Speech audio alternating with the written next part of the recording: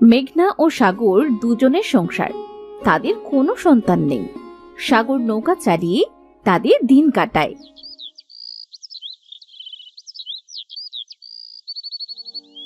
এই নাও, এই পান্তা ভাতগুলো খেয়ে তারপর নৌকা চালাতে যাও। আজকেও সেই পান্তা ভাত? কি আর করবো বলো, আমাদের যে রোজগার, সে রোজগারে যা হয় তাই তো খাওয়া লাগবে। আমাদের অবস্থা নুন আনতে পান্তা ফুরায়, তাহলে আমাদের মাছ মাংস খাওয়ার চিন্তা করবে কি হবে বলো? কবে যে একটু বেশি টাকা রোজগার করতে পারবো, একটু ভালো মন্দ খেতে পারবো, তোমার কোনো ইচ্ছাই তো পূরণ করতে পারি না। বিধাতা কবে যে মুখ তুলে চাইবেন আমার দিকে। কি আর করবে তুমি বলো, চেষ্টা তো আর কম করো না। দেখো, একদিন ঠিক সুদিন আসবে, এইসব ভেবে আর কষ্ট পেও না। তাও আমারও তো ইচ্ছে হয় তোমাকে ভালো মন্দ খাওয়াতে, পড়াতে। আল্লাহ যখন তোমায় তৌফিক দিবে, তখন আমাদেরও সব হবে। আচ্ছা যাও, এখন নদীতে নৌকা নিয়ে যাও, অনেক তো বেলা হলো। আচ্ছা, তুমি তাহলে সাবধানে থেকো, আমি যাই।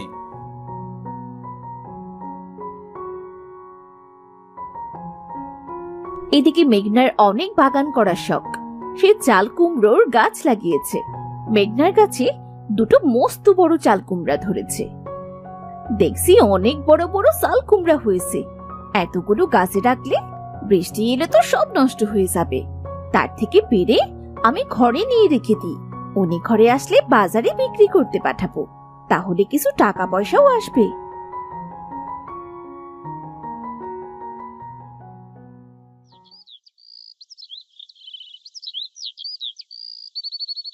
তারপর সাগর বাড়িতে আসে। কই গো, শুনছো? একটু পানি দাও, যা গরম পড়েছে। আষাঢ় মাস চলে যাচ্ছে, আকাশে কোনো মেঘের দেখা নেই। মেঘনা সাগরকে পানি দেয়। সাগর এক নিঃশ্বাসে সবটুকু পানি পান করে, আর মেঘনা সেখানেই দাঁড়িয়ে থাকে। কি হয়েছে বউ, কিছু বলবে? হ্যাঁ, আসলে আমার চাল কুমড়ো গাছে বড় বড় দুটো চাল কুমড়ো হয়েছে। চাল কুমড়ো দুটো বাজারে বিক্রি করে দিয়ে আসো তো, তাহলে কটা বাড়তি পয়সা আসবে। বৃষ্টির দিনে মাছের মাথা দিয়ে চাল কুমড়ো খেতে যে কি মজা, আর আমাকে তুমি বিক্রি করতে পাঠাচ্ছ? আমরা আবার মাছ পাবো কোথায়? সে মাছের মাথা দিয়ে চাল কুমড়ো রান্না করব, তার সে বিক্রি করে দেওয়াই তো ভালো। হ্যাঁ, তাও তো ঠিক কথা। আমার খুব ইচ্ছা করছে জানো, মাছের মাথা আর চাল কুমড়োর তরকারি, সাথে গরম ভাত খেতে। হ্যাঁ, আমি তো জানি মাছের ঝোল ভাত তোমার খুব প্রিয়, কিন্তু কি করব বলো তো, আমাদের কি মাছ কেনার মতন টাকা আছে নাকি? আমাদের অভাবের সংসারে আবার প্রিয় অপ্রিয়, দুবেলা নুন ভাত পাই, এটাই অনেক। আচ্ছা থাকো, আমি তাহলে বাজারে যাই, কুমড়াটা বিক্রি করে আসি, তাহলে তো অন্তত কটা টাকা পাওয়া যাবে।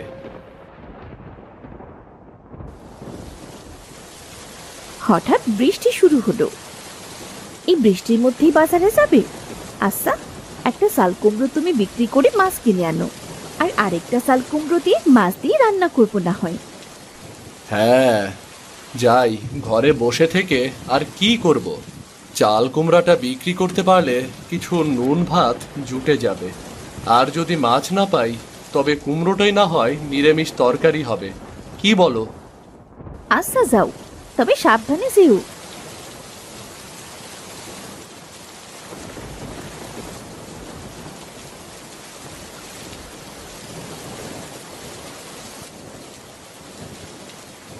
তারপর সে বাজারে গিয়ে কুমড়োটা বেশ ভালো দামে বিক্রি করে। এরপর সে তার জেলে বন্ধুর কাছে গিয়ে সেই টাকা দিয়ে একটা মাছ কিনে আনে। বন্ধু, আজকে বাজারে মাছের দাম কেমন? বন্ধু, আজকে বাজারে বিক্রি খুবই কম। বৃষ্টির জন্য বাজারে মানুষজন তেমন একটা নেই। তুমি একটা মাছ নিতে পারো, তবে বেশি দাম নেব না তোমার কাছে। বন্ধু, আমার কাছে বেশি টাকাও নেই, তুমি এই টাকার মধ্যে আমাকে একটা ভালো দেখে মাছ দাও দেখিনি। আচ্ছা বন্ধু, এই নাও। আমার বন্ধু যখন খেতে চেয়েছে, তাহলে এই বড় মাছটাই নাও। তোমার কাছে যা টাকা আছে তাই দাও। তোমাকে অনেক অনেক ধন্যবাদ বন্ধু। এই বৃষ্টির মধ্যে অনেক মাছ খেতে ইচ্ছে করছিল, কিন্তু গরিব মানুষের কি আর শখ আছে? তুমি আমাকে অনেক উপকার করলে। হ্যাঁ বন্ধু, বাড়ি গিয়ে মজা করে মাছ ভাত খাও কেমন? তারপর মস্ত একটা মাছ কিনে সাগর মাছি। জেলে বন্ধুর কারণে আজকে মাছটা ভালোই সস্তা পেলাম। আর পাবোই না কেন? একেই তো বৃষ্টির দিন, বাজারে খদ্দের নেই। এখন বাড়িতে গিয়ে বউকে বলবো এটাকে কুমড়ো দিয়ে রান্না করতে। আহ, জমিয়ে খাবো আজ। সাগর মাছ নিয়ে বাড়ি যাওয়ার সময় এক বুড়ির সাথে দেখা হয়। বাবা কেমন আছিস? বাড়িতে মাছ কিনে নিয়ে যাচ্ছিস বলছি। হ্যাঁ বুড়িমা, ভালো আছি। তুমি কেমন আছো? হ্যাঁ বললাম, বৃষ্টির মধ্যে চাল কুমড়ো দিয়ে মাছ খেতে ইচ্ছে করছিল, তাই একটা চাল কুমড়ো বিক্রি করে মাছ কিনে নিয়ে যাচ্ছি গো। আমারও বৃষ্টির মধ্যে মাছ খেতে বড্ড ইচ্ছে করছিল। বৃষ্টির মধ্যে মাছের দোকানে গিয়েছিলাম, কিন্তু কোনো টাকা নেই বলে কিনতে পারিনি। বুড়িমা, তোমার কেউ নেই? তুমি কি একাই থাকো? হ্যাঁ রে, আমার তিন কুলে কোনো আত্মীয় স্বজন কেউ নেই। এখন বুড়ো হয়ে গেছি তো, নুন ভাত আর এই শাক সেদ্ধ মুখে রোচে না। একটু ভালো মন্দ খেতে ইচ্ছে করে, কিন্তু বিধবা এই বুড়ির কোচ কে রাখবে বলো তো বাবা? হ্যাঁ বুড়িমা, আমাদেরও একই দশা। একটু মাছ ভাত খেতে ইচ্ছে করে, কিন্তু টাকার অভাবে নুন ভাত খেতে হয়। কতদিন পরে যে মাছ কিনেছি তার কোনো হিসাব নেই। হ্যাঁ রে বাবা, আমিও যে কতদিন ভাত মাছ খাইনি। শাক সেদ্ধ আর নুন ভাত খেয়ে আমার যে আর ভালো লাগে না। বুড়ো বয়সে একটু ভালো মন্দ খাবো, কিন্তু আমার কপাল যে এত ভালো না। আচ্ছা বুড়িমা, তুমি এক কাজ করো, আমার সাথে চলো আমাদের বাড়িতে, কেমন? তুই আমায় চিনিস না, জানিস না, তোর বউ কি না কি মনে করবে। না রে বাবা, তোরাই বরং মন ভরে খা। না বুড়িমা, আমার বউ তেমন মানুষ নয়। আমার বউ তোমাকে দেখলে নিশ্চয়ই অনেক খুশি হবে। তুমি চলো বুড়িমা, তোমারও কিন্তু অনেক ভালো লাগবে, বুঝলে? তুই যখন এত করে বলছিস, তো চল বাবা, তোদের বাড়ি থেকে ঘুরে আসি।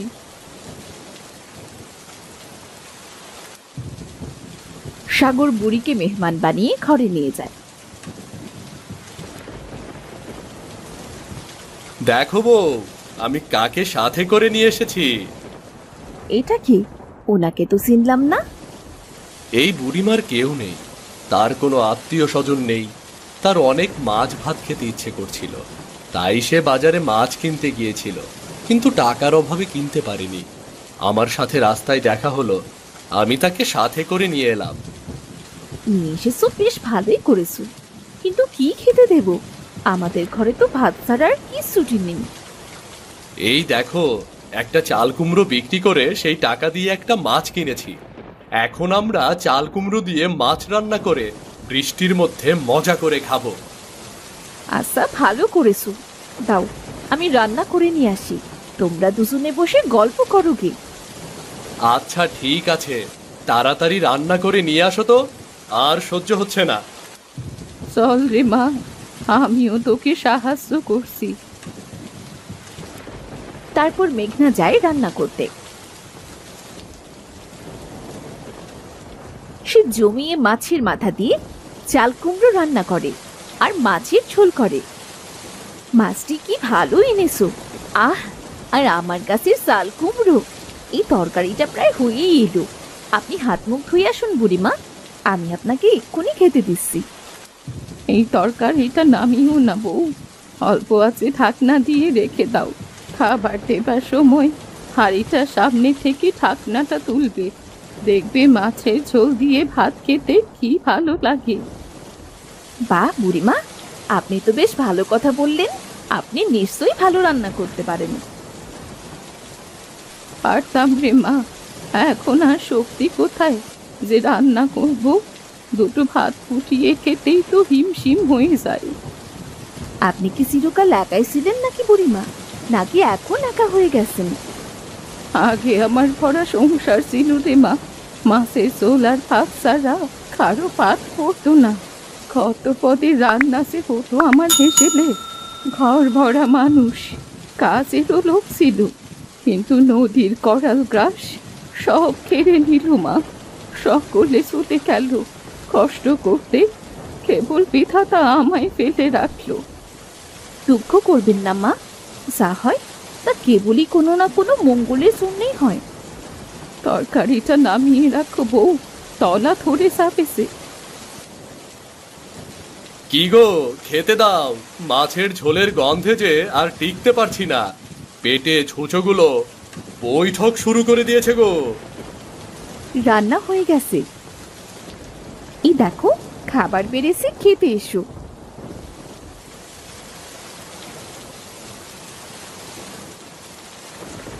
দেখেই খেতে ইচ্ছে করছে, কতই না মজা হয়েছে।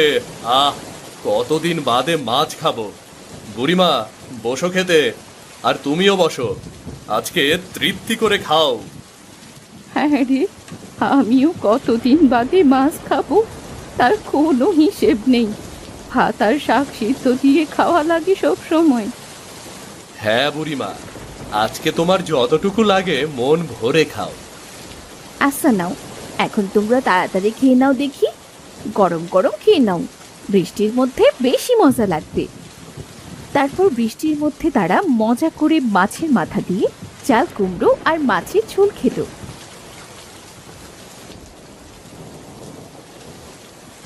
তোদের প্রতি আমি অনেক কৃতজ্ঞ। তোরা আমায় চিনিস না, জানিস না, তাও ডেকে এনে খাওয়ালি। আপনার আমাদের বাড়িতে রিজিক ছিল, এই জন্যই আপনি খেয়েছেন। আপনার যদি আমাদের বাড়িতে আবারও রিজিক থাকে তবে আবার আসবেন। আপনার সাথে কথা বলে আমাদেরও অনেক ভালো লেগেছে। বুড়িমা, তুমি বেঁচে থাকো, আল্লাহ তোমাকে টাকা দেখ। আমি আবার মাছ কিনলে তোমাকে আবার ডেকে এনে খাওয়াবো, বুঝলে? আল্লাহ তোর সব ইচ্ছে পূরণ করার তৌফিক দিক। বুড়িমা, তুমিও সাবধানে থেকো, আর মাঝে মাঝে ইচ্ছে হলে আমাদের বাড়ি চলে এসো। হ্যাঁ বুড়িমা, তুমি কিন্তু সত্যিই আবার আসবে। কে বলেছে তোমার কেউ নেই? তোমার তো আমরা আছি। তোমার ভালো না লাগলে তুমি আমাদের কাছে চলে আসবে। আচ্ছা তাই হবে, তাহলে আজ যাই, কাল আবার আসবো। তোরা ভালো থাকিস, আল্লাহ তোদের মঙ্গল করুক। আচ্ছা বুড়িমা, তুমি তাহলে সাবধানে যেও। তারপর বুড়ি তার বাড়িতে চলে যায়।